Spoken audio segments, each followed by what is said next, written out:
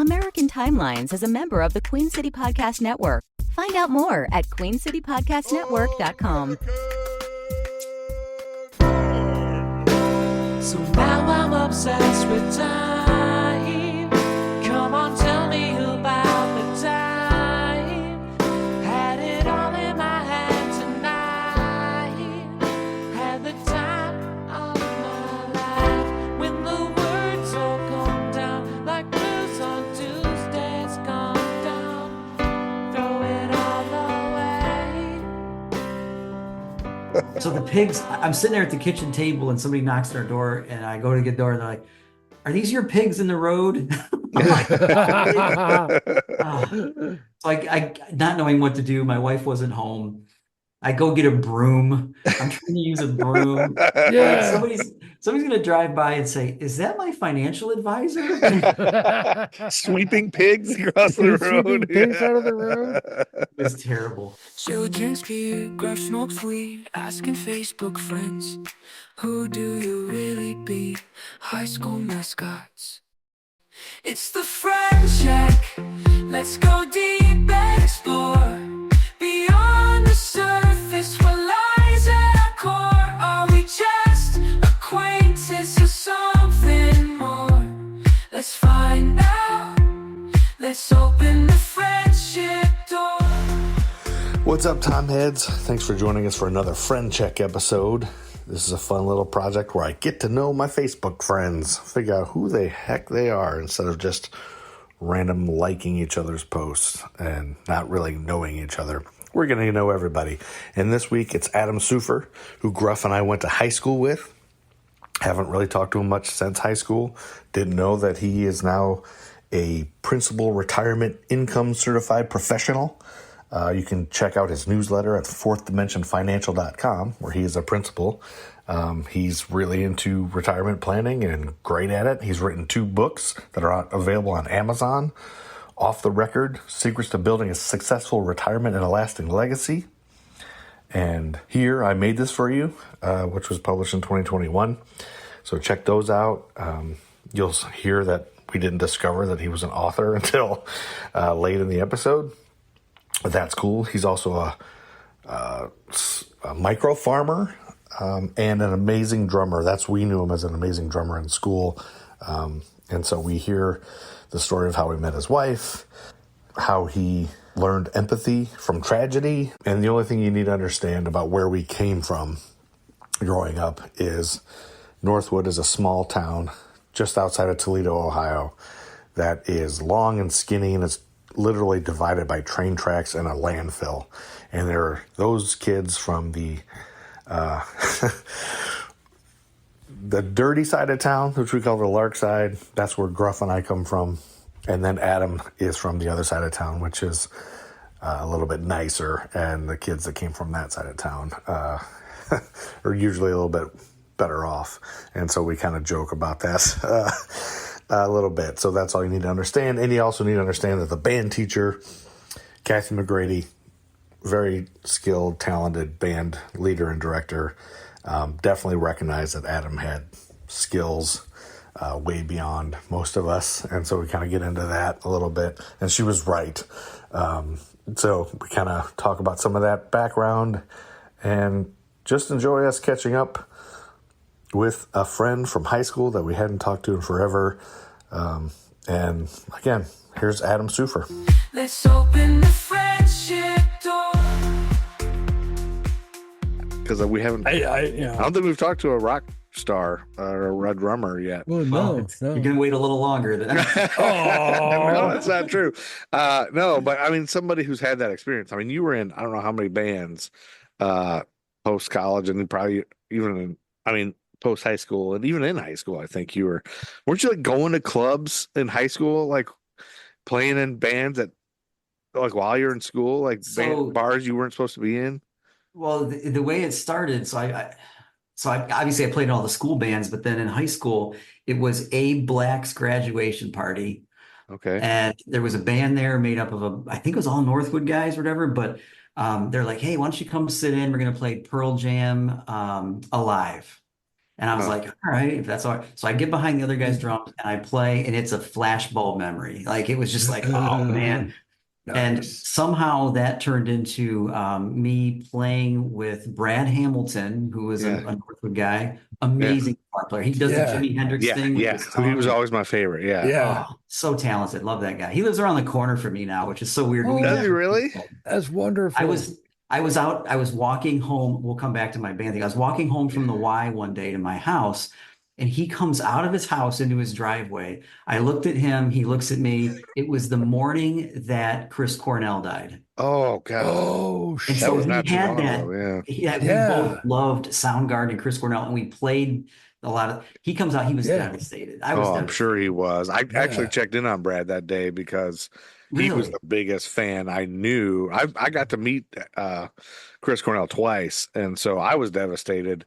And I knew that as much as I loved Chris Cornell, and the second time I saw Chris Cornell, I just watched him from the edge of the stage because he was playing at my venue, and I just stared at him the whole time. Then backstage, he walked right past me, and I just stared at him. I like the only time I've ever been starstruck. I was just like, oh. You're like, I love Chris Cornell as much as the next guy, unless the next guy is Brad Hamilton. Unless it's Brad Hamilton. So I thought, and I wanted to even, I thought about all the things I should have said to him, but I didn't say anything. I just was like, oh, no, I just said, you're awesome. Everybody who loves you, But then I told Brad, I saw him. He was really cool. He's really weird in person, but I was probably being weird. Anyway, I think I checked with him just to say, because I know he was like, Cornell was like his god. Yeah, he was devastated, as a lot of people were. And yeah. So that graduation party at Aiden Black's house turned into me playing in a band with Brad Hamilton, and two other guys called Motherload. Motherload, yes. I remember seeing you guys. Yeah. So we played, the clubs. I don't remember all the names now. Club Bijou. Yeah. And we did that, and then so you were graduated already from high school. I had just graduated. Yeah. Okay. Yeah, and then we played together for a couple of years, and then somehow like that. As those things go, I want to say Paul, the lead singer, it just didn't work out. And so I ended up playing in a different band called Driftwood Whale. Nice. That's a great band name. That is From Lake. wonderful. It doesn't mean anything. That's it's just but you remember it. You have an image Driftwood in your Whale. head. I want a Driftwood Whale t-shirt. Do you have one? Well, you can listen to the music on iTunes still. Are you kidding There me? you go. Yeah, Spotify, the whole album. We'll put a link. Streams. We'll put a link to that in the description. Soapbox Streams is on Spotify, and it did not age well because there's a song called the Transvestite Song. There's there's gosh, the 90s were a different time. We were different then. We said things that we didn't necessarily mean harm. We just didn't know As it we offended grow, we know. Yeah, That's we all. learn. I mean, there's probably stuff we're saying now that people are going to be offended by in 20 years that we don't know. Oh yeah. Just my voice. Your my face. What an offensive face you have. I can't believe you walked around with that fucking offensive face. You said you hadn't changed. You recursed with that this entire. Same. Yeah. So anyway, that turned into me playing and going into the Air National Guard. I played in an Air Force band where I met my wife, did that for 20 years. And then that band literally was shut down because of government cuts in 2012.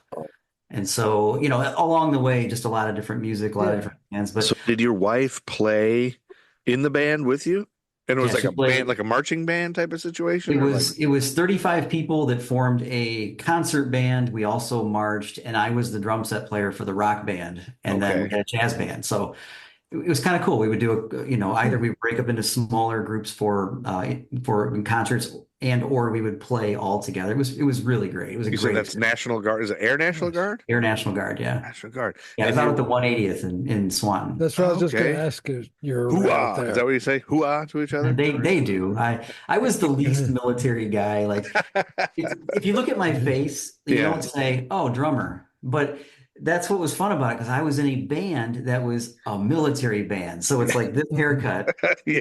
I went to try out that band. That makes more sense. Yeah. Yeah. It was just a weird.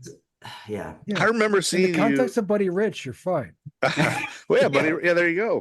I remember seeing you at Club Bijou and all that, thinking like, Adam seems like such a clean cut guy. I can't imagine him at this bar with Brad Hamilton's friends, but then you would tear it up on the drums every time, and I'd be like, holy shit. I've always been so envious of your drumming ability. It's always been Yes, mesmerizing. I don't think people know, that's what I just want to say. Like, you're not just a good drummer, like you were an amazing drummer. Like, Yeah. I mean, I'm It's sure, very kind. Thank as you. good as anyone on the universe. I would say that YouTube has created a world where there are kids that can do weird, crazy stuff. Yeah.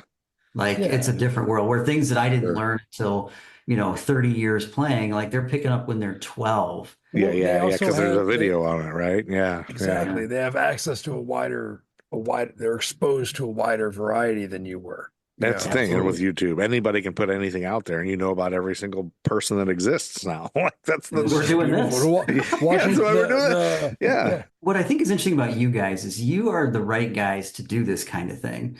And maybe I'm projecting here, but I always feel like I have a really odd relationship with people I went to high school with. Mhm. Like people don't know how to size me up or what to make of me. You have always been kind of like, this is who you are. And it's refreshing in a way. And so you approaching me, of course, I was a little hesitant, resistant to just well, you're wise, Yeah, and that was wise. So, then I've been telling people, I was like, our next guy is kind of on the fence. I think I can convince him, but I get why he's saying I'm not no hard feeling, but he's some people. And then I realized some people are important. Like some people have jobs that matter, like that are afraid of. Some people could really piss off a and that's lot probably most just people. by being in the same screen as us. Well, and I think the equation is it sometimes feels like you have more to lose than to gain. And I just thought I love listening to guys like Conan and like you watch and you're like, no, they're bringing joy to the world. And I needed to just kind of let a little bit of my guard down and say, sure, what's the worst that happens? Somebody that went to school with me who's like, man, whatever happened to that guy sees you guys talking and is like, hey, all right, I'll check it out. And who knows what kind of good can come from just having a conversation. Yeah, so and that's what I was trying to reassure you. Like if there's anything at all that comes out of this, that you say, like how you think later, hey, don't cut that out. Could you cut that? Of course, I'm not gonna. But I was explaining that conversation to other friends of mine who are kind of listened and are waiting for their turn to be on the pod. Some people want to do it, and they were kind of like, "Yeah, right. You're not gonna edit anything." No, I said I honestly will, but I mean, I can't with Adam Cufr. I can't imagine anything that would. Like there's no negativity surrounding you that I think if anything, one of us, probably me, would say something that would come off completely wrong. So, but that said, like what you described as you have a different relationship towards high school or memories of high school. I think you have the norm. I think most people have that experience. And I think what Steve and I have is rare, generally with memories of it.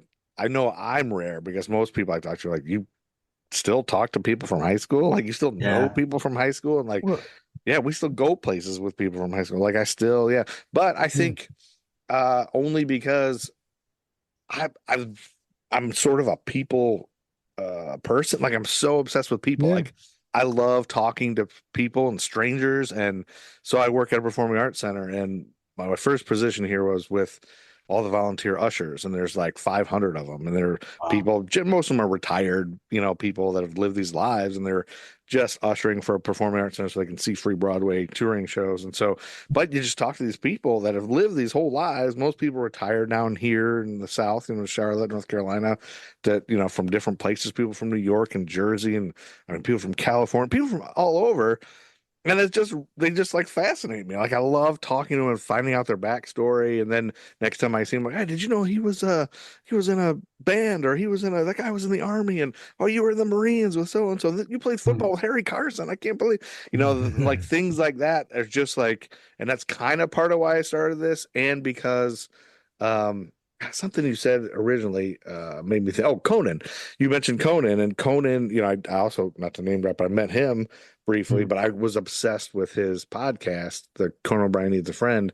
And I originally thought, what if it was, I'm convinced that when I listen to these celebrities talk, sometimes I get a little bit of celebrity fatigue where I'm like, talk to me about your second boat and your third house. It's like, must be nice. And I'm a little bit just like, what about regular people? And that's what I love about everybody. If you talk to them, corner them, get them talking about Right. themselves. Well, Everybody's got stories in these lives and these experiences that you wouldn't know about if you didn't talk to them. And it's like, oh my God, I can't believe. And so I was convinced, like, no matter who I talk to, we're going to find something about Yeah. them. Well, the premise is great. Yeah. And I think for the people like me that like went to high school with you guys, Yeah. this is like a class reunion for people who don't love crowds. Yeah. You Yeah. know? True. Yes. Yeah. I walk into a Very room much like, so. ah, geez, everybody's sizing everybody up. This is a chance to just like let all that go and just talk to people that are, you guys are pretty non-confrontational and just your curiosity and Yeah. your interest, it shines through. And so it's kind of fun to think, I would like to talk to these guys because it's always fun to see, okay, was the person that I thought you were, is that who you really were? And I won't name names, but when Facebook became kind of a bigger deal, a person that I knew very well in high school, who that person reached out and shared some things about, here's why I did some of those things I did, because I had a terrible home life and that was my way of escaping. And these weren't even bad things. These were somebody who excelled at a high level at some things. And it wasn't because they thought they were better than us. It was because that was their way out. When I was doing that thing, I wasn't being hit. And I thought, it brought tears in my eyes. And I'm like, what do I not know about people? Because I was so insecure about my own, how do I fit in, that you don't take time to find out. Well, that breaks your heart, and you think like, what did I maybe say to that person to, well, I had that too, even at this day or that, but that's what I think I realized is most of us are all, even to this day, everyone's in their own world. Like everyone's living their life, living their day. It's like everybody you see, everybody you interact with, they don't care what I'm doing. They don't, is somebody going to see the stain on my shirt? I didn't realize I had a stain on the shirt. And oh man, how am I going to go to work today with the stain on my shirt? Nobody gives a shit about my stain. Like they're looking at their stain or something else. Everybody's doing their own thing. And I think in high school more, we didn't even know who we were then. It really dawned on me when I showed some of my high school videos to people I worked with probably 10 years ago or 12 years ago. And I showed them one of the old videos and they're like, which one's you? And I was like, what do you mean, which one's me? That guy. He's like, oh, that's you? It could be taken a number of ways. Well, they were just like, and then it dawned on me like, oh yeah, I'm fucking old now. Like I'm a pretty much a different person. Like I'm not, and in your head, you think of yourself as whatever year you remember, like probably 26 or something. Like I startle myself all the time when I look in the mirror, I'm like, oh yeah, that's right. I got old and fat. Like I got a gut. There was a Northwood guy who found me. I'm easy to identify because I still kind of look the same. A lot the same. You and Jeff. So gosh. This guy came and found me at a daddy-daughter dance at a school where my kids have all gone to school. And he walks up to me. He's just like, "Hey, Adam." And I'm looking at him, and he's like, and he tells me his name. He's like, "I'm in here. I'm just fat now." I looked at his face and I was like, yeah, his face was right here, but then there was just more to it. Yeah, you could see him in there when you look at everybody that's aged. And that's why I thought the last few reunions we've had, I just laughed the whole time. And I'm not trying to laugh at everybody, but I'm just like, oh my God, everybody's gotten balder and fatter. Like everybody just looks like they're swollen. Like we all just we just retain more water the more older we get.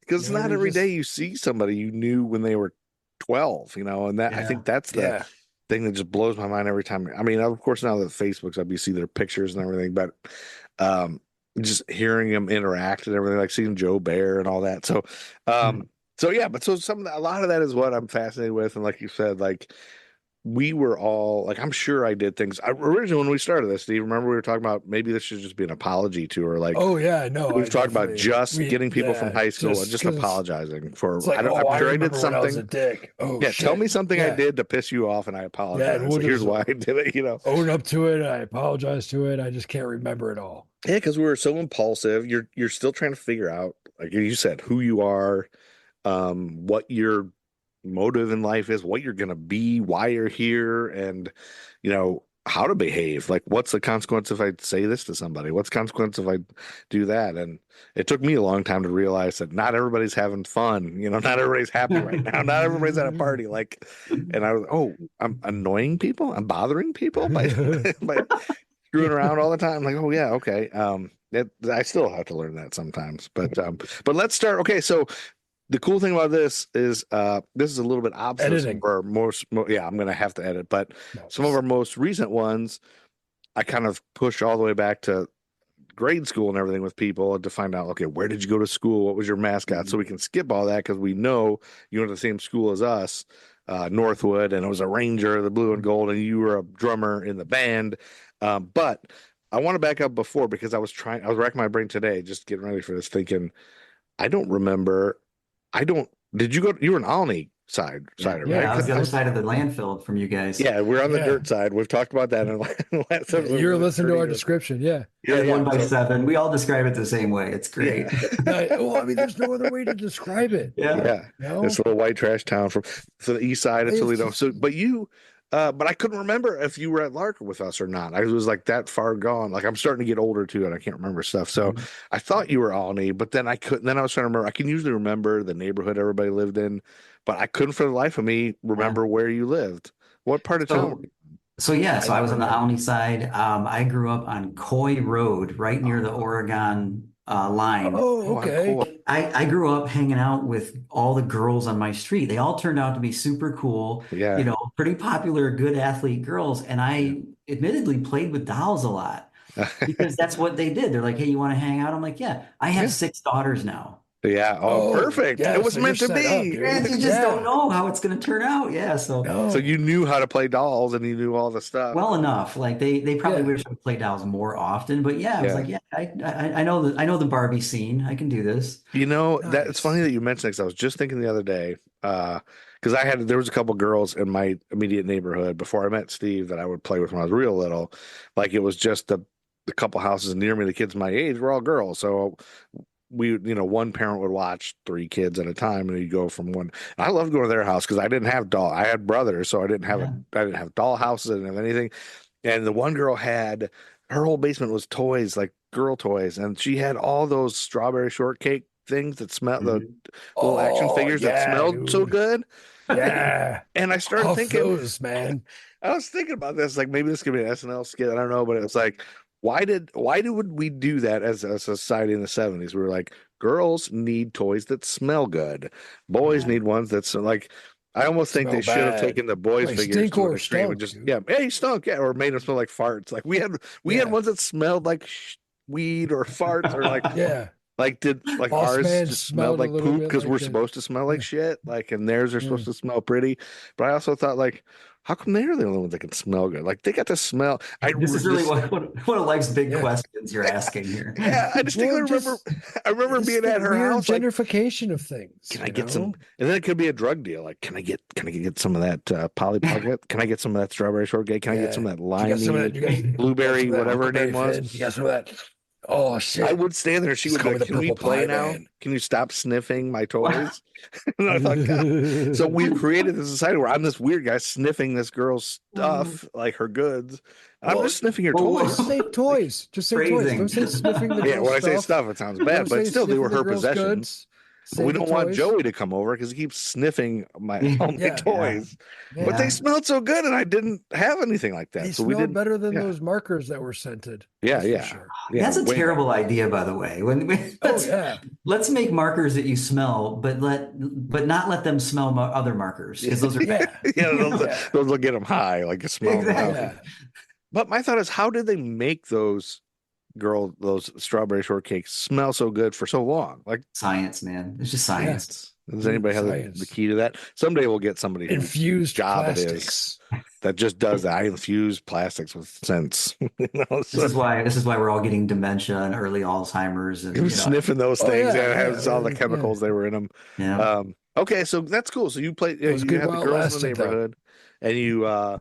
So you started playing with those guys, early on, and then now I know exactly where you were. But as I got older, though, then you had these guys that I ended up playing sports with them, and then So it was a cool place to grow up because, like, right across the street there's a baseball field and a big wide area. There's a church parking lot with a basketball hoop where me and my brothers used to ride our go-kart on the church parking lot until they yelled at us to go home. And so it was a great place to grow up. And and then it wasn't until obviously middle school, we're like, wait a second, there's these kids from the other side of town. That's really weird. It's like that. It's like Washington and the camping trip.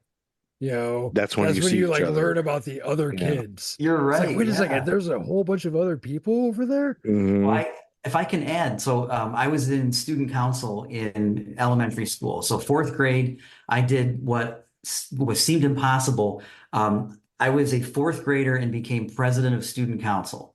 All right, so that was a big deal because I heard that Brian Makowski, who was a year older, I heard that he was moving away. And I was running against him, a fifth grader, but I got CB and Jody, and I got them to help me get the word out that don't vote for Brian. He's going to move away anyway, so vote for Adam. I'm not proud of the strategy there, but what I will say is that led to a student council exchange where I went to Lark one day a week for like a short period of time as part of this exchange, as I recall. But I was at Lark in the cafeteria when the space shuttle, the Challenger, blew up. What? Wow. That's crazy because that's one of those things you always remember where you were. I remember that moment.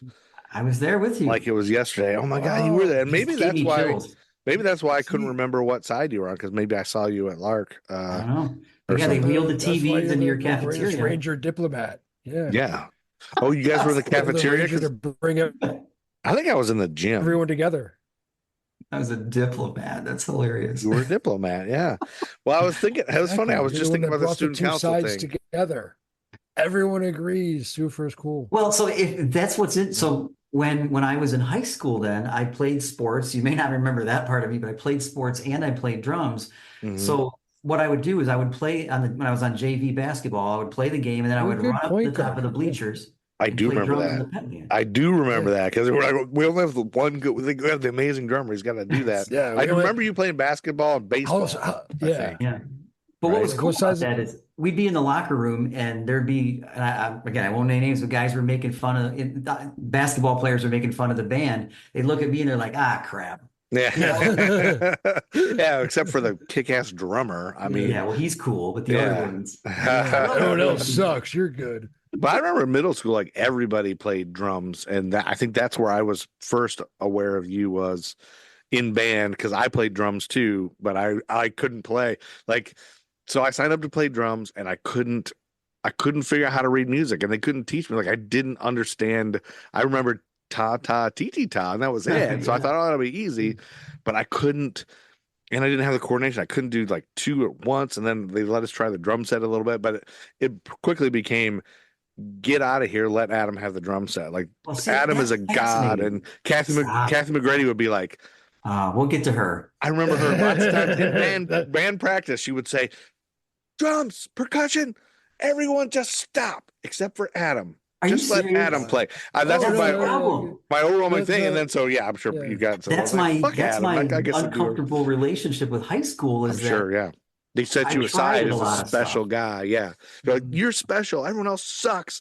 I remember saying that. I was like, I knew I sucked. So I ended up just playing bass drum because that's all I could figure out how to do. I wrote a book. So I've written a couple of books. I'm working on a third. But my first book, Wait a minute. Wait a fucking second. Why did you leave?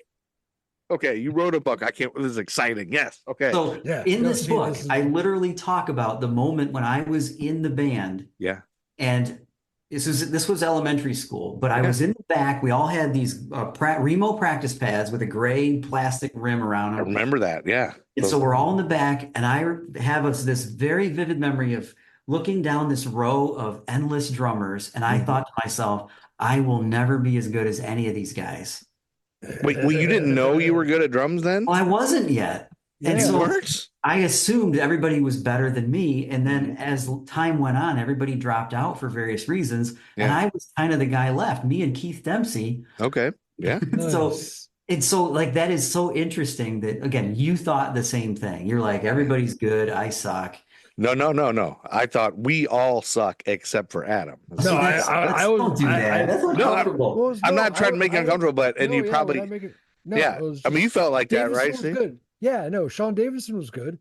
Sean Yeah, Sean was Davison okay. good, yeah. I just remember multiple times. Oh where she yeah, was like, no, "You're like I all was. everybody stop." Yeah. Adam is. And I remember because before we got to middle school, when you were over at the middle school, we were in 5th grade because that's the first year you can do band. She was like, "Oh my God," and she would. I and wasn't she in 5th and grade. she I yeah. didn't get in until 6. So she didn't mean to do this, I'm sure. But and the thing is, like, the only reason I stuck around is because my parents were like, "We can't afford for you to be in band. We don't have any money. You can't afford to drum. We can't do it." I was like, "Please, I think I'm a drummer. Like, I think I can drum. Like, I would like drum on like stuff all the time." And they were like, "Oh my God, you must be a drummer. We think you're a drummer. You got a good rhythm or whatever." And so I begged him and begged him and begged him. So I bought the snare drum that we had no business affording. And my parents just said, "You cannot quit. You are sticking with it and you better not fucking quit." And I quickly realized I couldn't do it. I was like, I'm not a drummer. I suck. And then, but I couldn't quit because they told me, like, I felt so bad that telling them. And then we couldn't even sell because right away I spilled something on the snare drum. Like we couldn't sell it anyway. But in 5th grade, she was always like, "Oh, you guys are so terrible. You guys cannot get it." I'm just so lucky to have Adam Cufr. If I didn't have Adam, oh my Adam. And then in 8th grade, when you left and went to high school, it's like, "Oh, I miss Adam. I just wish Adam was here. Without Adam, you guys are all terrible. Like, you guys can't play at all. If you were just more like Adam." And it would just, I'm probably exaggerating, but that's what I was out by felt about like. halfway through 7th grade. Like Is that when you came in? Were you drums too with me? No, yeah, dude. I remember. was drums. I had a pad and sticks. Okay. My mom and dad were both drummers. Okay. But I did the cymbals, man. Oh, the cymbal. You were the cymbals and I was the bass. Percussion. I just took the easy stuff because I didn't want to. I didn't, that makes me drums. That makes me sad. You guys, we could have all been drummers. Now, okay, so well, we all were for a little bit. We all were there. Snare, I was on cymbals. I just couldn't do it. I couldn't figure out the. I mean, she gave us all a chance to try to do the set and everything, and I don't have the coordination to do different things with my feet. Well, I don't think hands. anybody does when you start. So two things real quick. One is when I think it was 7th grade, Christmas morning. I had been playing the pad and then I got a snare drum, but Christmas morning I went under the tree. There was a long cylinder package that had a rubber band around it with a key. Mm-hmm. I opened the package. It was a set of drumsticks that my dad had taped. He put this cool tape on it, but there was a key and I'm like, "Well, what is this?" And they're like, "Well, Santa Claus said that you should go downstairs." So overnight, Santa Claus had put a lock on one of our basement, it's like a storage room. Mm-hmm. And so the key, I opened it up, there was a drum set in there. Awesome. Yeah. And then the deal is they said, "You can keep this if you take private lessons." Oh, okay. So I was fortunate enough that they were able to swing private lessons. Yeah. Cool. And that's where you can learn probably. That helps you learn. It made all the difference in the world. I could read music. I didn't want to practice sometimes, and I had to for 20 minutes because my teacher, Nathan, said I had to. Nathan was in the Air Force band and helped kind of prepare me for that. Really? Dude, I had all these advantages. Yeah. Well, that's so cool. Well, that explains it. That makes me feel better about myself. I thought you were just like a prodigy. I thought you were like this guy that just had this given talent. James Hazlitt taught me how to play Wipeout. Like at Lark one time when I was there. He was playing on the floor. He's like, "Watch this." And he was playing. I was like, "What is this guy?" Was insane. But so if you look at like these advantages that I was given, that I did take advantage of. I responded to them and did the work. Yeah.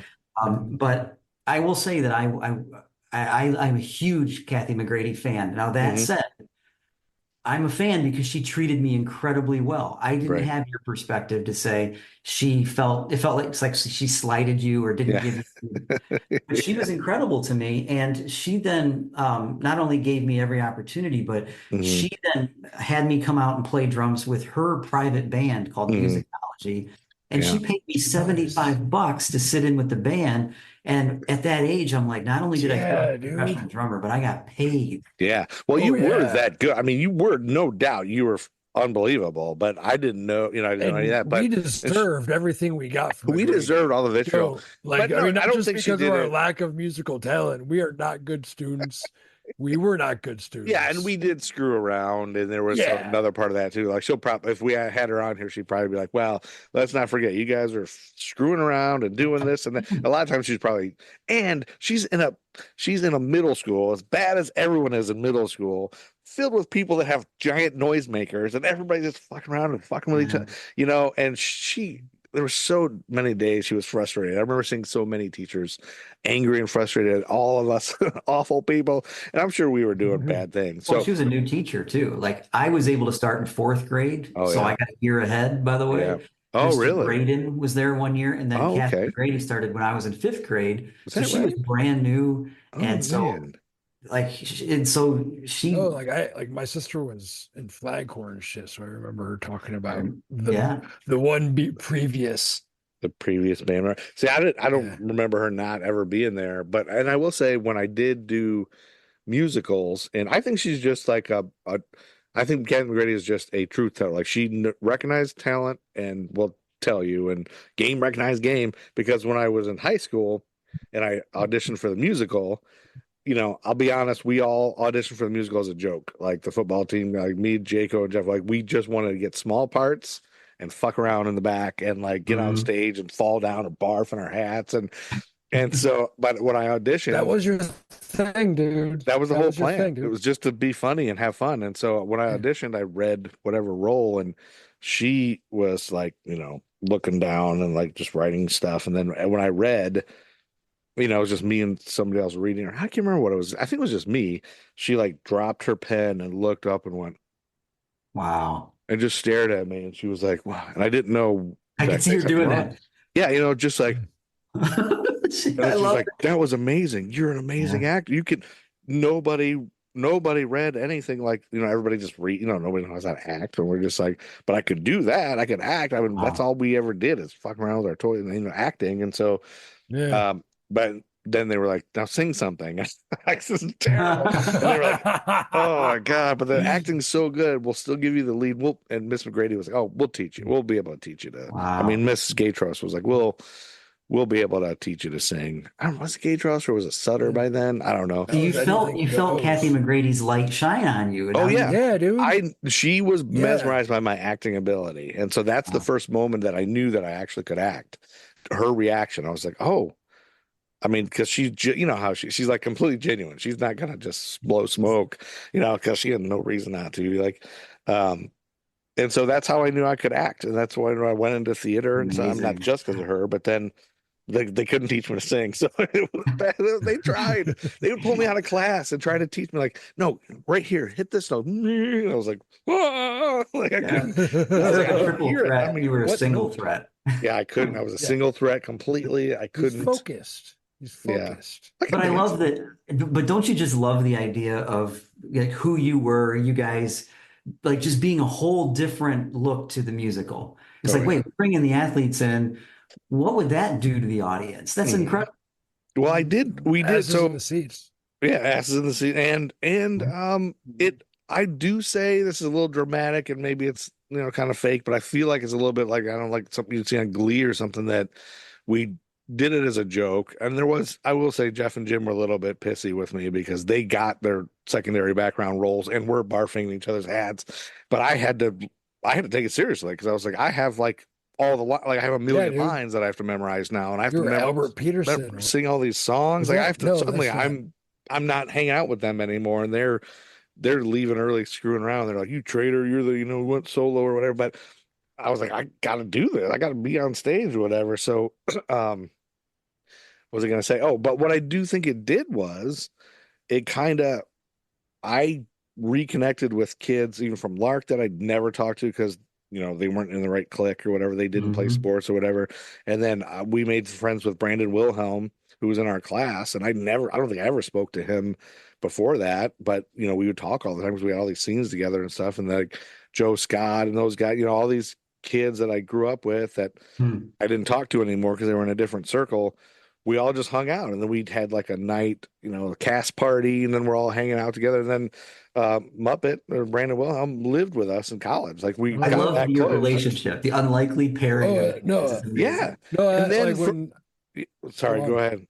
No, go, dude. I was going to say then that I saw the classes after us all did. Like Tony Vasco started going out for the musical, and I don't know that he would have if maybe he always was in choir and all that stuff, but it felt like we started a trend of sports kids going out for the musicals and stuff, and then I think they still do it to this day. So here's the other side of that. All the kids that wanted to just be in the musical, they're like, we couldn't because the sports guys were in it. Yeah, sports guys can't be there. Yeah, no, that's the other side of that. There's probably somebody mad that they were the lead every year, and then we won't focus on that right now. Yeah, sorry. See, that's the apology, though. Hey, man, I'll say, like, I'm proud to say that I couldn't sing, and that worked for the one role I got. Because Conrad Birdie couldn't sing. Yeah, Conrad Birdie. Yeah. See, there's a role for everyone. That's the the metaphor here. Yeah. Well, the worst guzzle beer, and I had my own leather jacket. Well, the worst was why we had to do Bye Bye Birdie, because we were so new, because they didn't do musicals till our junior year or something, and we were going to do. We did. What did we do the first year? Anything Goes. We did. It was good. So I thought, okay, we're gonna do Grease next year. I was like, Grease, hell yeah! My dream is to be Danny Zuko. Like I am gonna do. I memorized it all, and which is kind of funny because they said he turns like Zuko getting his track letter. Yeah, it's kind of like that. Same kind of thing. Yeah. So anyway, I auditioned and I got Danny Zuko, and he was going to be Kaneki. And we were like, dude, you're Kaneki and I'm Zuko. It's going to be the best time ever. Yeah. And then they found out, oh, you can't do Grease when it's on Broadway. Like, you can't, nobody can do it. Like, so they couldn't get the rights to do it. There was a quick petition mounted by, you, me, and Ruck for Rocky Horror. Oh, really? We did. I do remember that day in the office where the three of us were in there saying we can do Rocky Horror. No way. That would have been right up your alley. No, I mean there was no way there. Like we knew that they weren't going to let us. But I don't remember that part. Anyway. But I don't remember a lot. But then they had to okay, instead of that, we're doing Bye Bye Birdie, and so we have to recast all the roles, and so yeah, it was not as good. But it was that was exciting. It was fun. It was fun. It was fun. Just your dream was crushed. I'll never get to Danny Zuko. I'll never. No, but you can rest assured that you were. And you were going to sing Grease Lightning for a hot second. Yeah. But it was still fun. I mean, still have that picture of you with a dress on or something. Like, didn't you have to put a dress on? Yeah. And we wore tons of makeup and we didn't know how to do it. But that really did bring the jocks and the no, I think it took advantage of the fact that it was a particularly small school at the time. Yeah. Mm-hmm. A lot of circles overlapped. Well, then Steve and I went into theater in college. We lived together with Brandon Wilhelm, moved in with us at the House of Fun. And that's around the time we would see you in bars playing Adam in bands, and just because I would go see Brad's band a lot, Hollow. Then he was in Hollow. We would and I was really impressed with you then, because I was like, man, he's the drummer in a band, a rock band, playing at a bar. I'm always so jealous of that. I thought I could do that. I thought I would be that. Oh, dude, I just remember watching you during Bye Bye Birdie. What you were back in the school for whatever reason, because you came and went, and it was always you were just on the drums. You're just sitting on the drum kit, just fucking around playing Moby Dick for a bit, and then you just got up and walked away. And I'm like, that's fucking great. Adam was that's awesome. Well, and this is why we really kind of force our kids to take piano lessons and to start something musical, because the opportunities that I got because I could play drums were just, it's silly what I was able to do just because I could play drums. But again, my parents said, hey, you gotta do this formal education thing. Yeah, it's great. So I played all over the world and met my wife through bands, and my kids. Where'd she play? My wife plays trumpet, so she was in the Ohio State marching band. Nice. And Ohio State marching band! Wow, yeah, she was legit. Wow, so that's how we met. So, what's that? You're legit too. Well, she was. Yeah, she was the Ohio State. Yeah, so tell me about that before you get to that. Wolverines fan, but I understand. Yeah, we like Michigan, but I have respect. My neighbor here, I'm in Charlotte. I'm in a small town outside of Charlotte. My neighbor's sister is in the Ohio State band right now. I think. Wow. There's Ohio State, Michigan fans everywhere in my neighborhood. It's crazy. But so right after high school, where did you go? Because did you go to college first and then the guard, or? So the guard, I went to basic training right after I graduated. Okay. That was a 1 weekend a month, 2 weeks in the summer gig for 20 years. So I did that while I lived a normal life. So I went to BG and studied business there. That was an interesting decision because for me, it was my first real big adult decision, like this fork in the road, because I auditioned for the music school with Roger Shoup, who's like a legend, and I got accepted into the music school. Okay. And then I thought, man, do I want to do this for a career, or I also like this business idea? So I chose to go the business route since I already had the Air Force band as a hobby. Nice to do both. So it felt like so that's sort of a reckoning for you. You had to decide if you want to make it a career or a hobby, and you were like, well, I'll do hobby. At that moment. You never know if it was the right thing, but I really. Oh, but no, it's a stable indulgence, man. Well, like I always like to say, if I'm ever unsure about a path, I just assume if I would have gone the other path, it would have been bad. So if you would have chosen music as a career, you would have been the drummer for a band, and you would have got a cocaine addiction. And at best, you would have done well enough. So many gigs, and you don't have time. And then you would have flown a plane into a bus. Well, I mean, maybe you just would have been on the plane or the bus. Yeah, you would be on a bus. You didn't have to fly it or drive it. Yeah, that you could have just been. Yeah, there was something with Ozzy, like one of his people got. Randy Rhoads. Yeah, Randy Rhoads. Yeah, that would have happened to you. So you chose correctly. Well, I chose what I chose, the business path. But yeah, and then I just want to finish one last Kathy McGrady story. Oh yeah, let's go back. Yeah, Kathy McGrady. So, she is my friend on Facebook, so there should in the future be a Kathy McGrady episode. Wow. When we get to the K's. That would be amazing. So she in the summers does something called Blue Lake Fine Arts Camp, where she is. It's about 4 hours away, and kids go to camp for 2 weeks to focus on their instrument or their dance or whatever. So my daughters, I think all of them have gone there. So my daughters have gone there. 2 years ago, Kathy McGrady came into Perrysburg schools to talk about Blue Lake Fine Arts Camp. My daughter comes home and she's like, that woman wouldn't stop talking about you. About my last name. And she's like, I need to tell you about your dad when he was, and I'm like, are you kidding me? And my daughter's like, how were you good? What? She has no idea about your skill. But it was just amazing that anytime a teacher remembers you, first of all, and says nice things about you, it just blows my mind. Yeah, right. Yeah. Because they have so many kids every year. But I mean, that doesn't surprise me at all that she still talks like she was obsessed with Adam Cufr. We had a really good connection. So well, yeah. I mean, she's the band person. She was 100% into what she did. Like, she's a music person. She is into it and knows it, like she lives it. I mean, I've never seen anybody more into it. And I think she's probably a great band director. I mean, I have no idea, but I think she's well known and good. I mean, I never doubted that she was great at it and gets it. And so somebody comes along that's dedicated and practicing and that's it. Good, and you have the skill. Really dedicated practice. You're a fucking drummer that has a good head on your shoulders. You know enough drummers to know that's a rarity. And now it's more of it's coming back to me too, that there's a reason why Animal exists. Animal from the Muppet Show. Yeah, I love a lot of drummers. Yeah, I just played that video for one of my kids. I'm like, you don't. I said, Animal's a drummer. Like, what? Yeah. Well, here's the Animal Buddy Rich drum battle. That exists. That's a thing. So, do your kids play drums? Or they play different things? Not categorically, no. I mean, they can play a groove. So we have 2 drum sets in my drum studio, a little one and a big one. Okay. So we do this kind of play and repeat, but they never really took to it until one of my daughters, the one who talked to Kathy McGrady, she wanted to play drums at Perrysburg, and they said, we're full.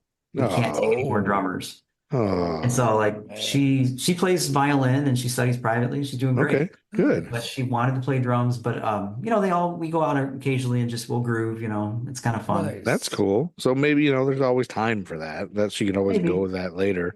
How many kids do you have? 6 daughters. 6 daughters. You said 6. I thought you said 6. Yeah. Oh my goodness. Wow. Yeah. And what are the age cool. ranges? Can't support that on a fucking musician's.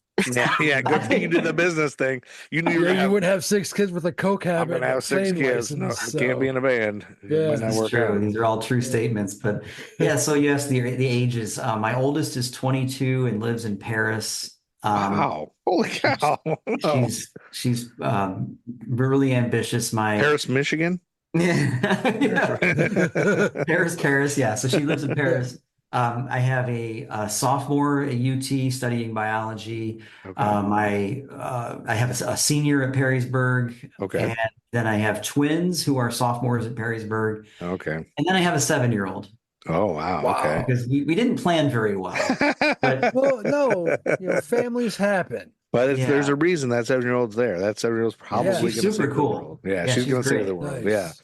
Yeah. And the twins kind of, I'm not saying that they don't count. Of course they count. But we did. But it makes a little more sense how you got the 6. So there's twins in there. Okay. Now, if you had a 6 and there weren't twins in there, like, come on, man. Yeah. Just, do you have to keep making them? But yeah, that happens. The twins pop in there. Well, and so they're a unique story, if I may indulge. Yeah. So we had 3 daughters, and then we found out we had twins. And fairly early on in the pregnancy, we found out that my wife, there was something called twin-to-twin transfusion syndrome, which is where, here's some details you probably didn't need to know, but they share a placenta, and one of them, for reasons that are still unknown, takes the majority of the blood, the nutrients, and the other one doesn't have as much. Oh, yeah. There's unequal sharing. Yeah. So usually that ends in death. Yeah. And so we end up going through these treatments starting at 16 weeks but they were born 1 pound, 5 ounces and 1 pound, 11 ounces. Oh my goodness. They were 3 months early. So they're miracles too then. Oh my gosh. Yeah. So we had 3 kids at home, and then 2 kids in intensive care. One was in the hospital for a year. Oh my goodness. And my wife went there every single day to be with them. How bad. So I was home with the 3 girls for the most part, trying to maintain my career, and the guy that I worked for decided that I wasn't paying enough attention to the job. Oh no. So we went through a really, really difficult time. So that was horrible. And I will say that what it did for me was it gave me a lot more empathy. Because this is brutal. And I know everybody's got a story, but it made me stop and say, wow, what is your story? What happened with you? So that was pretty wild. So then we thought we would not have any more kids.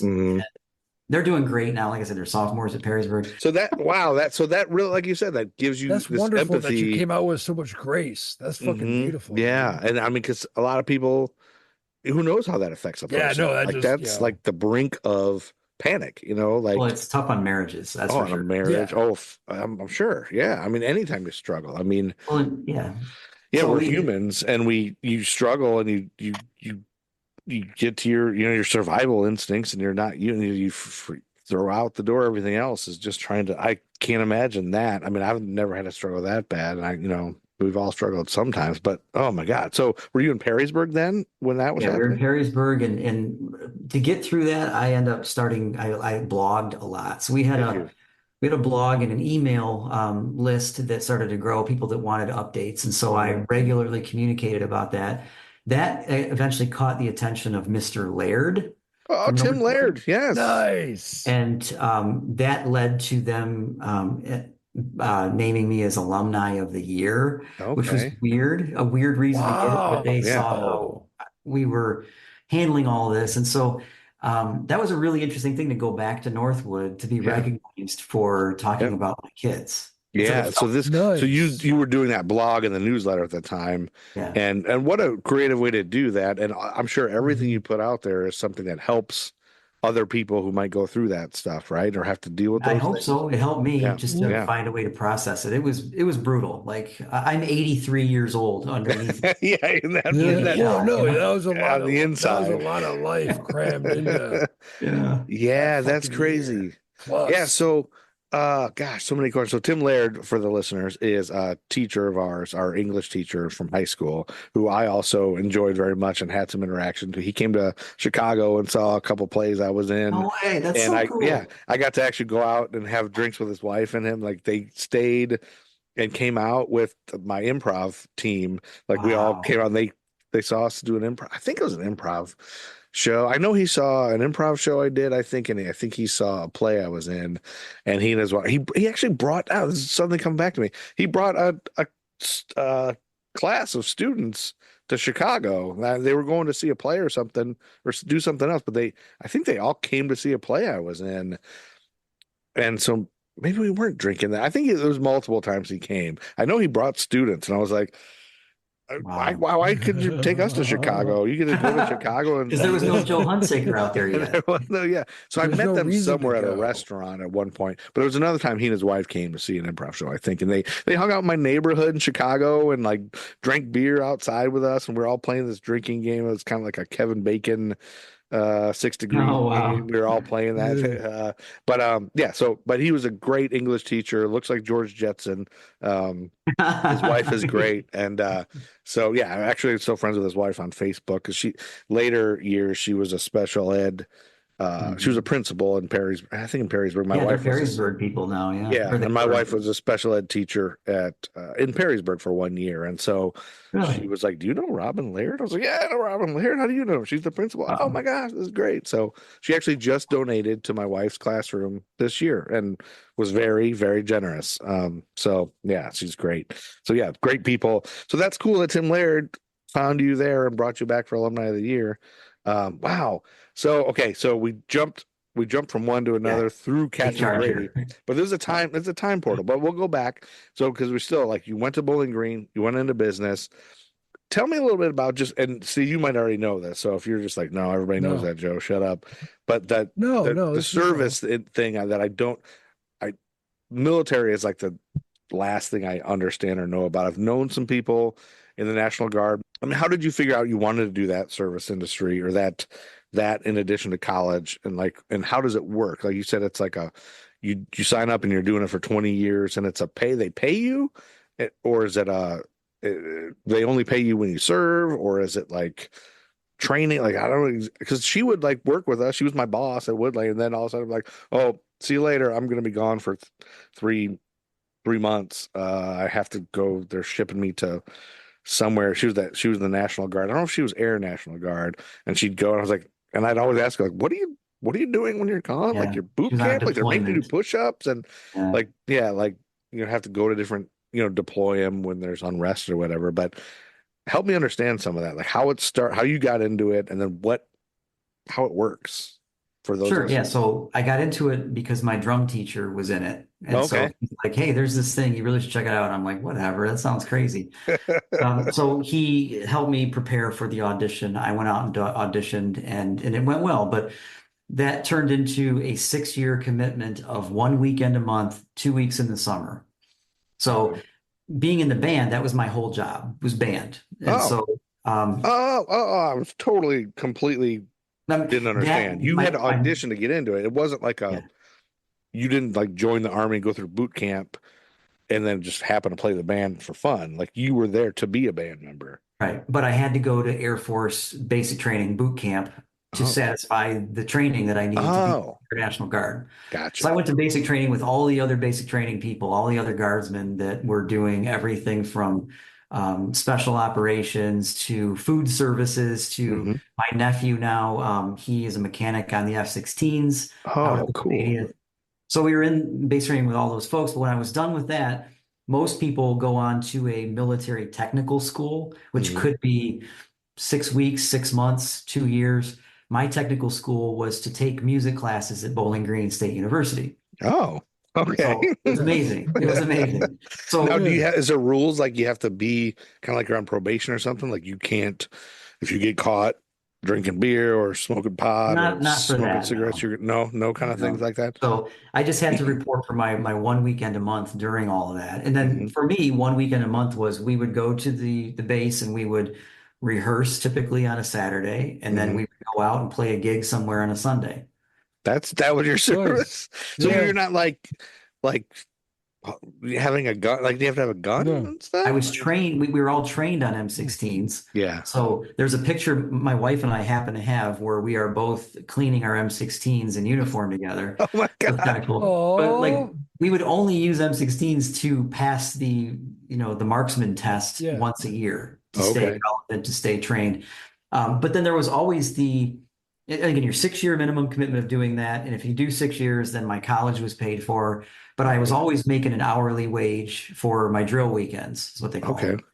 And then I chose to stay on and then continue to re-enlist. And then I got to 20, which allowed me to fully retire, which, there's benefits that come with that. So it was a really, really good part-time job because that's really cool. Yeah, dude. That seems like our National Guard service is more than a viable option.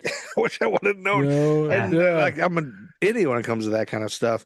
But the downside is if there's a huge disaster or civil unrest, you might have to go and use your M16 on somebody. Well, and that did come up where it was sort of. My unit, the band, was asked to deploy to the Middle East to support the troops, to play concerts, almost like a USO type of thing. Yeah, like USO type thing, Bob Hope. Yeah. But it coincided with when our twins were born in intensive care and given a 20% chance of survival. Basically, they looked at me and they said, Adam, what do you think? And I said, man, this other drummer really wants to go. And if you ask him, would that be okay?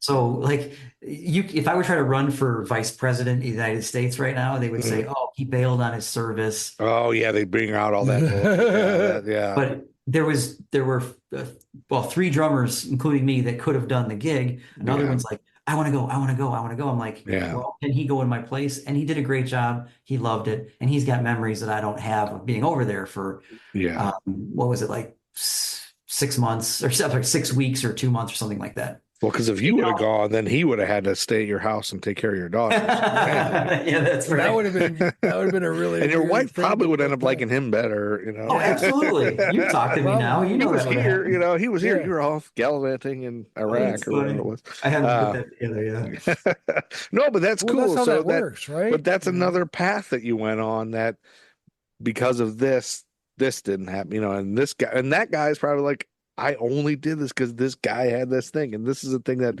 So now your wife, when you met her, now how quickly when you enlisted and started all that, did you like, oh my God, look at that trumpet player? Like, how did that happen, and where's she from? I like the way it's a really great question, by the way. When you're married, you have like 6 stories that you tell every time you go out to dinner with someone because you don't have that much to draw upon. Yeah. So the way it worked is I was in the percussion section, the drum section in the back of the concert band. We're rehearsing, and the door opens at the front and this family walks in, including my wife, and she brought her parents and her grandparents, like tight-knit family.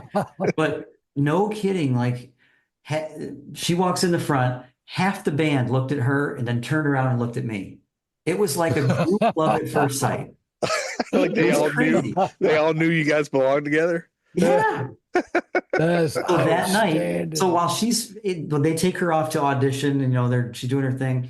Her parents and grandparents are in the back of the room by the drum section. Yeah. I just start talking to them, and it turned out that one of the other drummers, she had a birthday party that night at the distillery, and yet one of the other drummers, Clark Brooks, one of my favorite drummers, amazing guy, his band was playing at the distillery, and we were having a birthday party. So I asked my now wife, I said, hey, everybody's going to this party tonight at the distillery. Do you want to go along? You can ride with me if you want. And she's like, okay. I mean, she was like 17. Oh, boy. I was. You were 41? 19. Okay. I was 41. This was last Thursday. Yeah. So she says, yeah, I'll go with you. And so I had happened to be playing drums for Guys and Dolls at Clay High School. Oh, they asked me to come play the drums in the pit. Yeah. I'm like, well, once I'm done there, I'll meet you at my parents' house and we'll ride together from there. I was 2 hours late. She sat with my parents for 2 hours making small talk. Oh, no. Wow. Yes. Oh, no. Poor thing.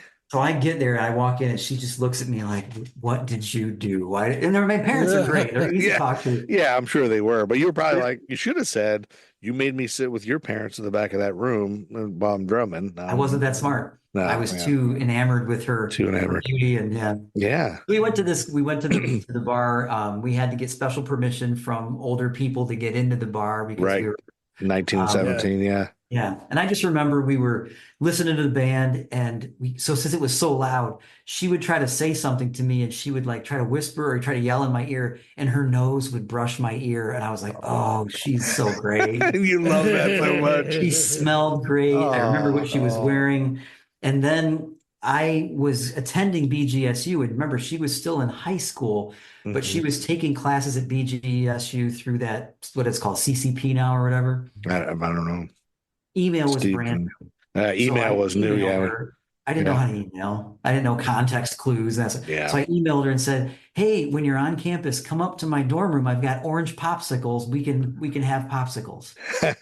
And so innocent enough, she read that as, oh, you think I'm a child. Yeah. Oh, yeah. She was offended by that. She was offended by that. So we didn't talk for a year. And I was you really had popsicles and just wanted to share them, right? Yeah. You weren't fucking around. That was, oh my God. This was real stuff. So a year later, we're on our annual 2 weeks of training. She got in the band. She went through basic training. So we're on our 2 weeks of annual training. And we were having a party at Dave's room. And I was walking to Dave's room and there was a laundry room. And I look over and she's doing laundry by herself. Oh. I just look in there. I'm like, we hadn't talked because she was mad at me. I was like, hey, we're all going down to Dave's room. Do you want to come along? And she's like, yeah, I do. So she comes down to the party. We hit it off and happily ever after. We broke up with our respective girlfriend, boyfriends when we got back and we've been together since. So how long did it take before you found out that the popsicle line was the problem? Like how long did that take? I think it was that night. It was There was alcohol involved. And so, so it opened you up. Yeah. You open, So so the party in Dave's room this was on BGSU's campus? No, this was in South Dakota at our 2 weeks of annual training. Oh, at your annual training where you go somewhere. Okay. In South Dakota in Dave's room. Like hotel room, you mean, right? Like, it was it was a hotel room, I think, or maybe it was on base, but we played base thing, We played a number of places, but the best gig, it's actually in my professional bio, which says we played 4th of July at Mount Rushmore with Miss America. What? Nice. That was our gig, that 4th of July. That was the same time where you got back together with your wife? And oh my gosh, that's great. Wow, it was cool. So like I said, played drums, things, just happened. It was super cool. So we started dating then and then got married a couple years later. Now is she from a high school around Bowling Green? Woodmore. Oh, Woodmore. Okay. Yeah. Woodmore Wildcats. Woodmore Wildcats. So we got how good their band was? Were they good? I don't remember. Were they really good? They always did a light show where they put lights on their instruments, and they were so much better than we were.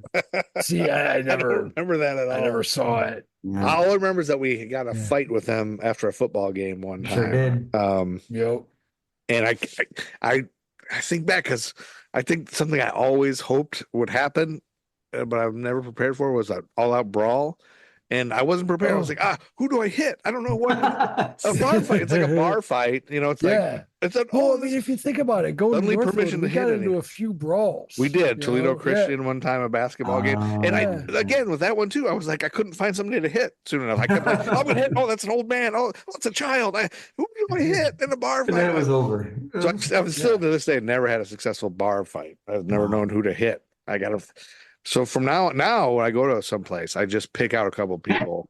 Oh my God, fun. I'm gonna fight back because it's got to be somebody that's respectable to hit, but also someone that can take. So it's got to be different. Yeah. So I try to get people drunk so that they're the person I hit. I'm just kidding. I don't do that. But that's all. Oh, what a great story. That's a great story. So she's a Woodmore Wildcat. So class of I would have to guess class of 95. She was 95. 95, yeah, because you're 17, 19. 2 years younger than me. Well, that's cool. That's a great story. And she's a trumpet player. And now what does she do for her day? She's a mom of 6 girls. Oh, she stayed in the Guard for 24 years. Oh, my gosh. So she's retired, too. Yeah, she retired. But she's got about 100 birds and a huge specialty cut flower garden that she's turning into a small business. And wonderful. So when you say 100 birds, chickens, ducks, geese, guineas, those kind of things. Gotcha. Okay, so I was just picturing a Disney princess, honestly. You did say. you did say a farm. You were like, hey, I got to be on the farm. So you have a farm at your house? Is that your house or is it? It's our micro farm. It's at our house. We're in Perrysburg, surrounded by beautiful homes, and we have this 4.25 acre micro farm in the middle of it. That's awesome. So weird. That's cool. That's great. Yeah. The last guy we had, Adam, the first Adam we had, Adam Bianchi, he grew up on a farm in South Carolina. And it was mainly just like, what did he say? Vegetables, didn't really have any. Tried animals one year, didn't work. But, so our second Adam, who's got a farm, Amazing. The second farmer Adam. Yeah. So two farmer Adams. Carrie grew up on a real farm where they still farm corn and beans and all that stuff. Oh, really? I guess out in Woodmore. I grew up near farms on Bradner Road where you see the Woodville Mall from my house. Yeah. Oh, rest in peace, Woodville Mall. Just kills me. Yeah, because that was your neighborhood. Well, all of our neighborhood. Well, you heard of us talk about how on probably a previous episode where we went to school, depending on who we played each week, we were either the dirty farm boys or we were the dirty city boys. Exactly. We were like nothing. We were in between. We were whatever. Yeah. But I want to talk about those books. Are those books over your shoulder? Are those the books you wrote? One of them is. I've got books back there that I wrote, and that book, and then so the first book is called Off the Record, which what I do for a day job, and I have for 24 years now, is retirement planning. Oh, okay. Nice. So yeah, you're like, okay, that's boring. Yeah, it's needed. It's very good because I screwed up and I haven't done that, so I need help. No, I have a retirement thing, but I don't understand any of it. I hate it. I see that. I don't know what these numbers mean. Help. Fortunately, that gives me career or job security because people don't always love it. So we help people that are generally they're nearing retirement. They're 5 years away or less. So we help them prepare for retirement, all the investing stuff, income planning, all that sort of thing. And then we continue to work with them through retirement because as people get older, they start to become more frail. They become less cognitively. Yeah. Ailments happen. You're susceptible to things, falls. Bone shatter. Yeah, you get incontinent. You make it sound cool. Well, I mean, it's fun. Your sanity phrase, your bone shatter. These are all early Metallica songs, aren't they? Kind of, yeah. No, so that's cool. Okay, so retirement. So your first book is about retirement. Yeah, it's called Off the Record, which is a musical themed book about retirement planning. You're kidding. So to try to make it spoonful of sugar to help the medicine go down. I write in a way that is kind of metaphor driven, like, retirement planning is like playing the drums, or it's like flying a hot air balloon, or something you might actually have interest in. Enjoy. Hold your attention. Yeah. So tell me how you get from being a retirement planner guy with all these kids and a drum studio in your room and a farm to I should write a book about this. Like, did somebody ask you, hey, you have expertise in this, you should write a book, or there aren't books on this and we need one with a music? Like, where did you, like, what popped up I should write a book? So I was listening to before podcasts were a thing, there was a CD that I got from somebody talking to somebody that I really respected. Yeah. And they were just talking about how powerful a book can be to help people understand your I guess your work without them having to sit in front of you. So in other words, if I can get books out, people can absorb it at their own pace. And so I ended up getting connected with a publisher. And then in 2014, right away, it got released after working on it for a long time.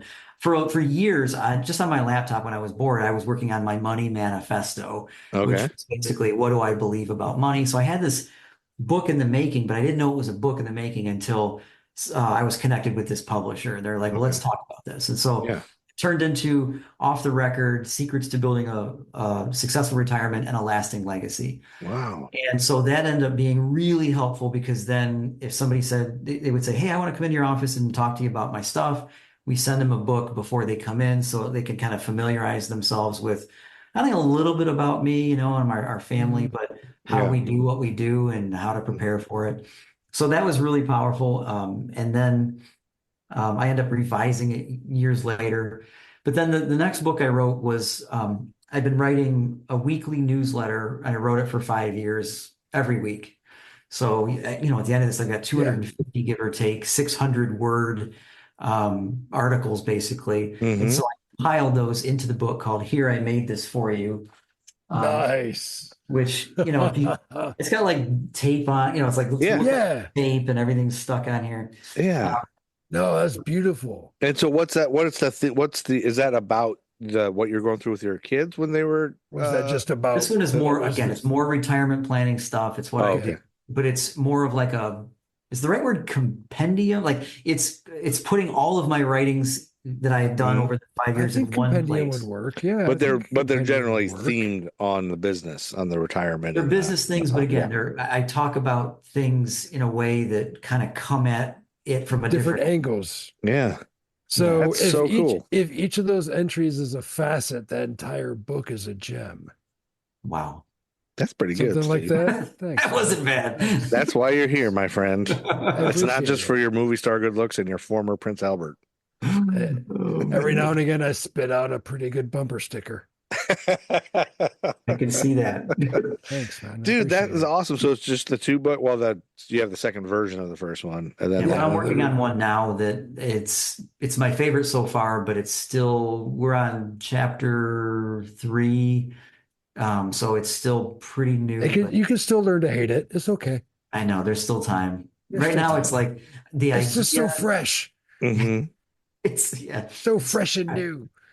So when you work with is it hard to find a publisher? Or did somebody just you just met somebody? Somebody led me to them. So I honestly didn't do that much due diligence. Yeah. But it worked out well. But the thing that's really cool about, I guess, what I do is like it's kind of like what you're doing. I get to talk to people. Yeah. I'm an introvert though, but people assume that what I do is all about numbers, but really that's just kind of a byproduct. It's more about, tell me what you want to accomplish. What are your hopes? What are your dreams? What's the thing you want to be at night? Do you want to change your diaper? That's an unfortunate component of this. Yeah. Yeah. No. Well, you probably have people. My mom was. Yeah. Do you want to travel? People in home healthcare and. Yeah. Home healthcare is hard. Yeah. But that's about people too. I met a lady last night at this festival that I was at working, and she just was hanging out, getting ready to leave, and she was I can't remember her day, or she's like a customer service person by day, but at night she's a hospice nurse. Like she had 2 jobs, and I was like, hospice nurse. She's like, I just never let that go because it's so rewarding. And we're like, rewarding. I'm like, I would think that's the hardest thing. Like, it is the hardest thing in the world. Don't get me wrong. I have days where I cry and I bawl and whatever, but I've made so many lifelong family members and friends through this. Like at the end of it, they give me their number and like, please keep in touch with us. You're walking a path. And you're walking a path with a person that's hard to walk. And she was talking about how she just helps people. They don't know where it is. Yeah, they don't know the questions to ask. They don't know what they're doing and how they don't know how to act. End of life is a very hard thing. And so it is. That kind of reminds me of kind of what you're talking about. It's like she gets to talk to people and meet people, and she knows most of the people she knows is from doing that. And it's like, that's it. And then you get to that's where we're all in this world. We're all in this existence just for a short time, and whoever we interact with is all you get. Like there's a ton of people you'll never meet or ever talk to. So you got to talk to the ones around you and get to know them. There's just people around that have great stories, and you don't know. We're a wonderful creature. Yeah, we're a wonderful creature. It's an odd thing. Like the whole thing is odd. Like I spent a lot of time thinking, like, what are we doing here? But it's a simulation or a video game? Those are fun. Simulation theory. I talked to Neil deGrasse Tyson about that a couple of times because he's come to our theater like 3 times. I talked to NGT.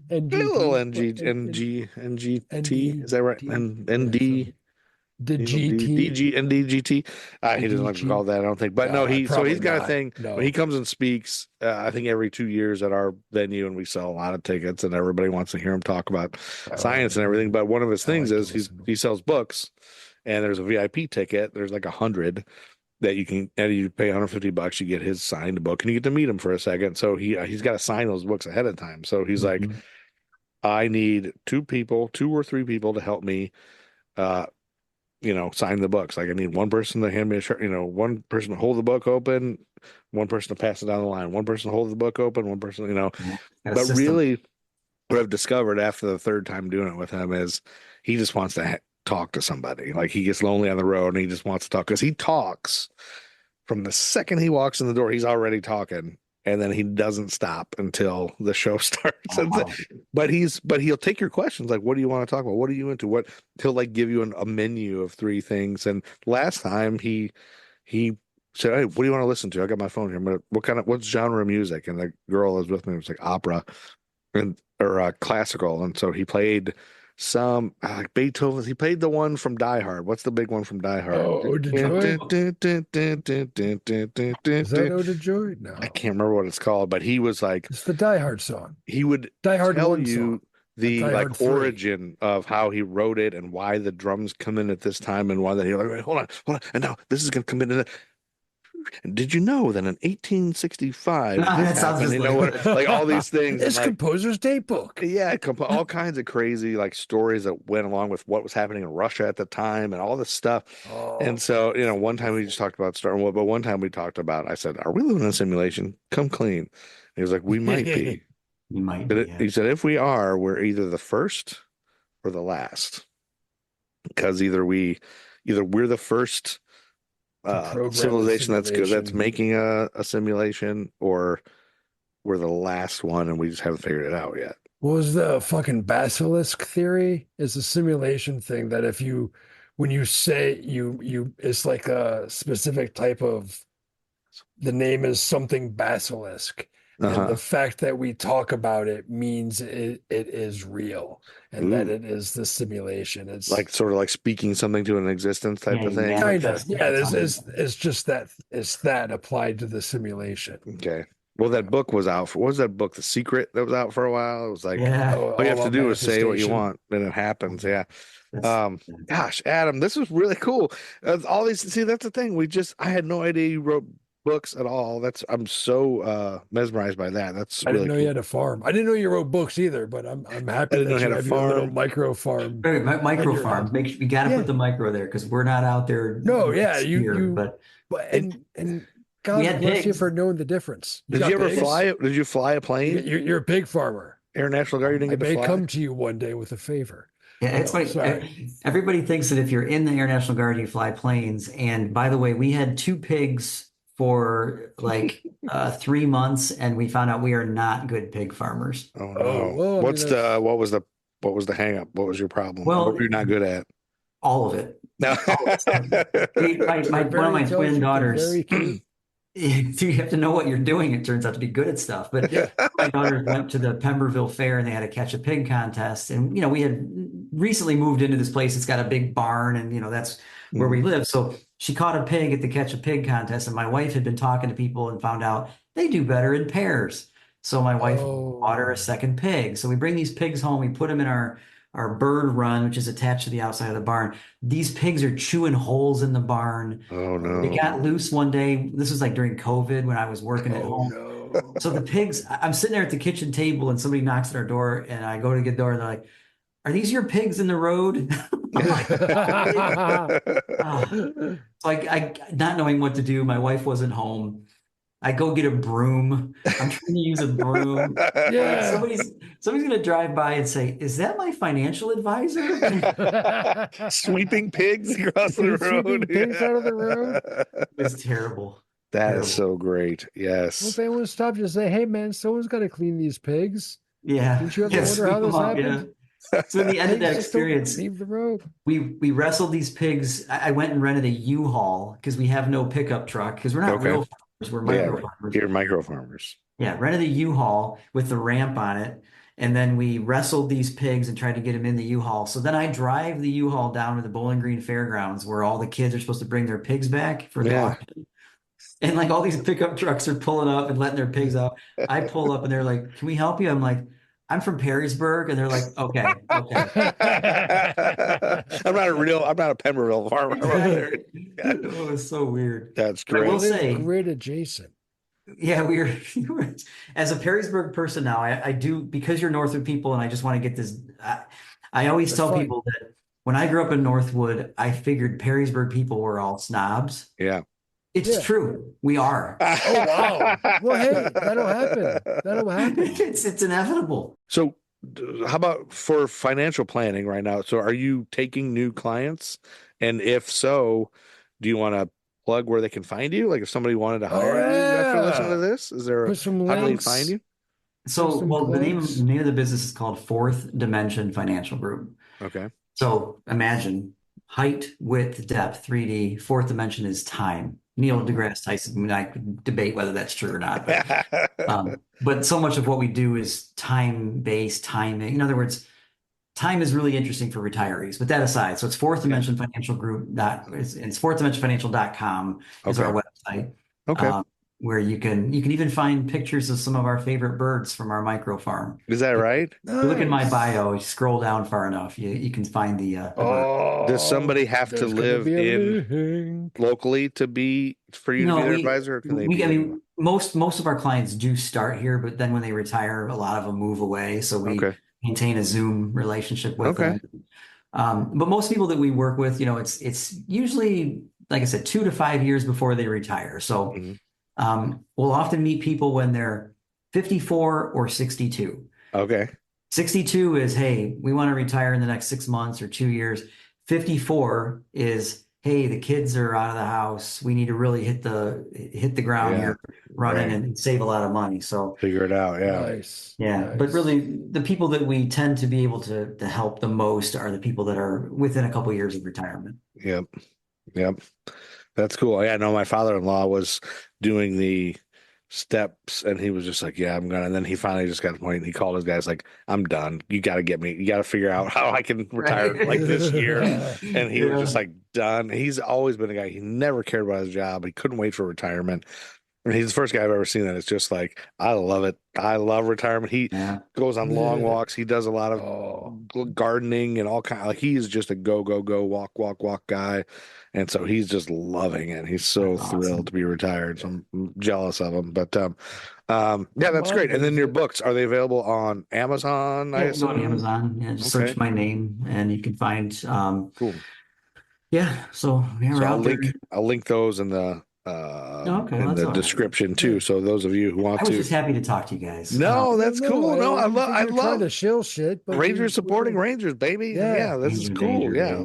And I mean, that's the thing. Everybody's got something to talk about and then something to sell probably, or like, let's celebrate accomplishments, man. The sharing is the caring that we're getting to. Yeah, we're getting about your life. Yeah, what a great man. And I'm so proud of you, Adam, about your struggle that you went through and that you came through it such a not a enjoyable piece of shit fellow. Like, I mean, you're so dude. Thank you, man. Good guy to talk to. Yeah. I mean, like, I think I would be an asshole if I had gone through all that. I'd be like, fuck you, what do you want? Like you're a very friendly gentleman and you've written books and it's so cool. And I mean, what a life. You've lived this whole life. This is great. Well, and like I'm sure you've figured this out too. You get to a point where you're like, it's not about me. It's about how do I help other people get what they want. And that's a weird thing to grow into. Is like, man, what do I want? Do I want another cool car or do I want a bigger house? Like, really? I got the stuff that makes me happy. So how do I help you get what you want? So you could see that in our conversation. I want you guys to do well, and I think you ooze that you just are very interested people, and it's super fun. That's cool. And so I imagine there's a sense of pride when you see somebody get to that finish line and retire where they want and travel where they want to go, and they did all the hard work. We're just helping them clarify their thinking, to show them, clarify their thinking. You guide them to what needs to happen, A, B, and C to get to D type of thing. How do these rules work? How do we use them to your benefit? And how do I help you get to the point where you feel like you have enough? Yeah. That's an American problem. Really where it's like always more, but is enough possible? Is that a destination that's even possible to get to? Because when people do retire, they willingly choose to not pursue more money in exchange for more time. Yeah. That's super cool. Yeah. But it takes maturity to get to that place where you say, I think we have enough and we want to do other things for other people, whether that's help take care of the grandkids occasionally, or it's, pursue some hobbies. It's a really cool, gratifying thing to be part of.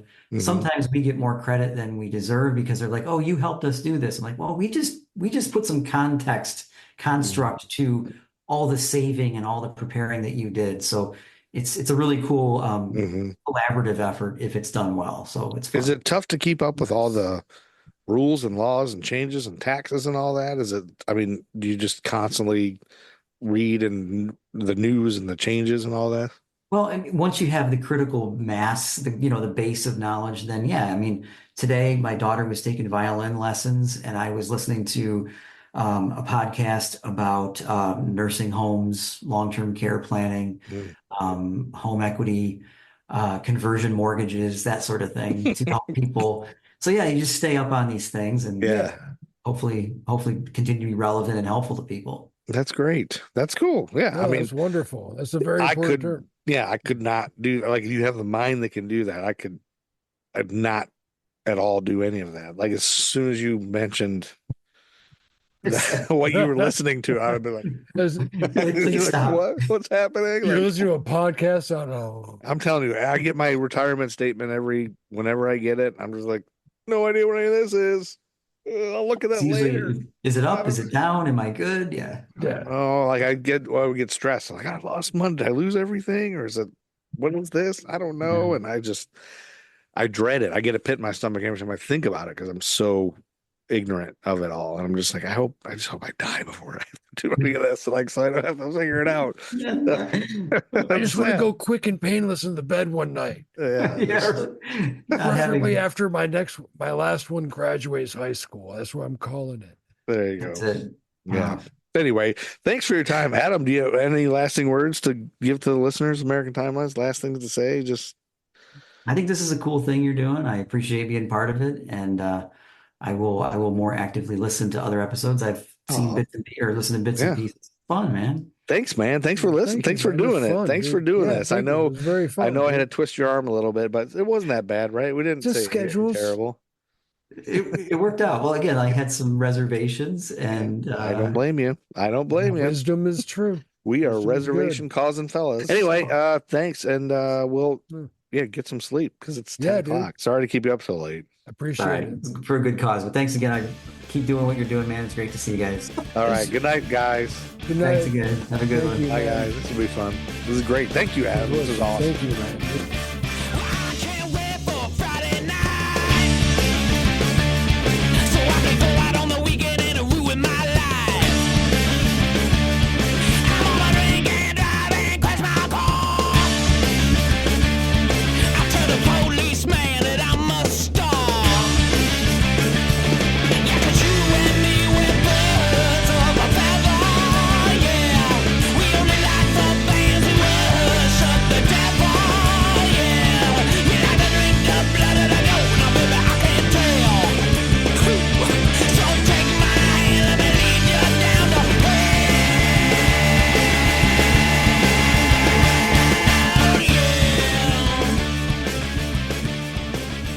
Matt Truman Ego Trip is the greatest band of all time. Buy their music. Also, American Timelines is a product of History for Jerks and a member of the Queen City Podcast Network. Find out more about History for Jerks at historyforjerks.com. Check out the Gruff and Loud Show on YouTube and the Nerd School podcast featuring the sexy art star. There's also a dumb t-shirt shop on Threadless, created by History for Jerks. You can buy a Gordon Jump shirt or an Edie McClurg shirt. It's really dumb and stupid.